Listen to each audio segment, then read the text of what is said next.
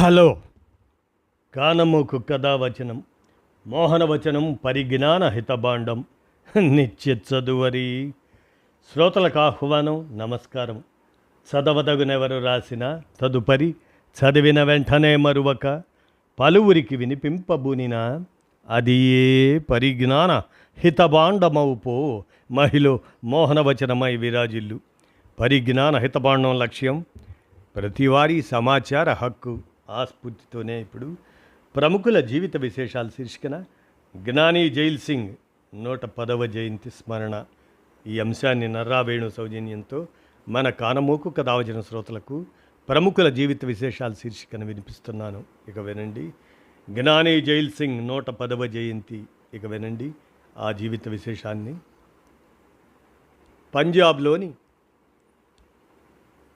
ఫరీద్కోట్ జిల్లా సంధ్వన్లో ఒక సామాన్య కుటుంబంలో మే 5, 1916 అనగా 110 సంవత్సరాల క్రితం జ్ఞాని జైల్ సింగ్ జన్మించారు. పంజాబీ మరియు ఉర్దూ భాషల్లో మంచి శిక్షణ పొందటం వల్ల ఆయనకు జ్ఞాని అనే బిరుదు పొందారు. 1982 జూలై 25 నుండి 1987 జూలై 25 వరకు భారతదేశపు 7వ రాష్ట్రపతిగా పనిచేశారు. ఆ అత్యున్నత పదవిని చేపట్టిన మొదటి సిక్కు వ్యక్తిగా ఆయన చరిత్ర సృష్టించారు.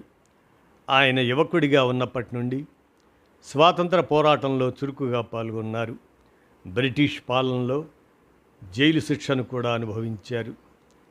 స్వాతంత్రం తర్వాత ఆయన పంజాబ్ ముఖ్యమంత్రిగా 1972 నుండి 1977 వరకు చేసి, ఆపై కేంద్ర హోంమంత్రి 1980 నుంచి 82 వంటి కేంద్ర హోంమంత్రి పదవులను, కీలక పదవులను నిర్వహించారు.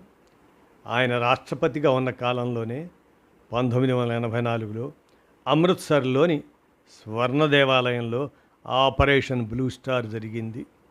ఆ తర్వాత 1984లో ఇందిరాగాంధీ హత్య జరిగినప్పుడు కూడా ఆయనే రాష్ట్రపతిగా ఉన్నారు. రాజకీయంగా సవాలుతో కూడిన సమయాల్లో కూడా రాజ్యాంగ విలువలను నిలబెట్టడం యొక్క ప్రాముఖ్యతను ఆయన పదవీకాలం ప్రతిబింబించింది. ఆయన 25 డిసెంబర్ 1994న మరణించారు.